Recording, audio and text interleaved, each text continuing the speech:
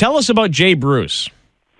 Yes, okay. Well, my understanding is there already has been some conversation with the Reds about Jay Bruce. Now, the important thing about the outfield market in general, the outfield trade market, is that at the moment it is literally jammed with players. You've got Yoenis Cespedes, who of course we now know is probably going to be moved based on the Hanley Ramirez signing. Of course, we don't expect the Jays and the Red Sox to make a trade within the division. But Matt Kemp is out there, as we know. The Dodgers have Andre Ethier out there as well. So there's a lot of different Justin Upton, of course.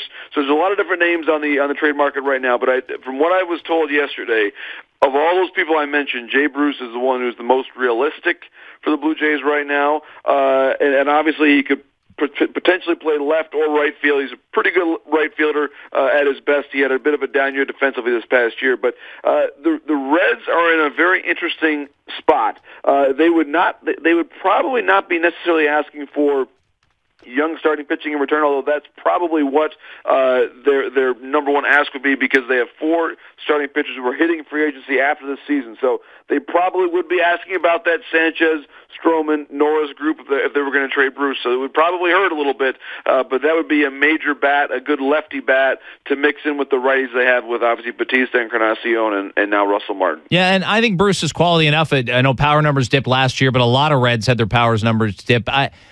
I think that's enough of an ask. It's you got to pay to play. You're not going to be able to pass off, say, R.A. Dickey for Jay Bruce. Cincinnati's not going to do that straight up. They're going to get a guy that they've got control of that can go deep into the future and be part of their rotation. Sure, and I guess what I would say is this. It's a very interesting situation, too, because the Reds, maybe they could include one of their relievers in the deal. That way you could kind of address that need as well, because my understanding is the Jays have not really engaged Scott Boras on either Francisco Rodriguez or Rafael Soriano. Those are 2 of the closers that are out there that are in that group right after the David Robertson and Andrew Miller group.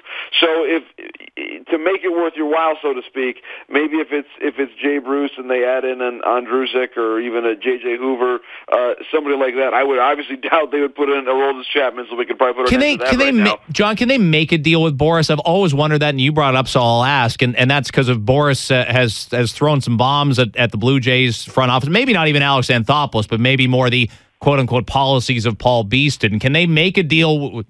Will Boras take their calls, or is, hey, the only color he cares about is green? How's that work?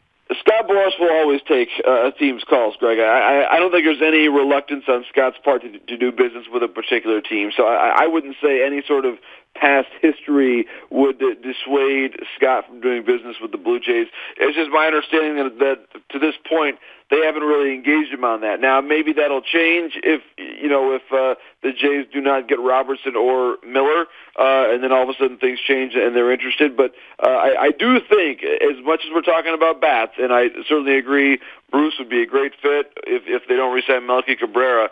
But I look at that bullpen, guys, and I say if the Jays upgrade everywhere else, but they don't figure out that bullpen too in the 8th and 9th inning, then some of this is going to be for naught, because I really feel like that's an area of their club they have to upgrade if they're really serious about winning the division this year.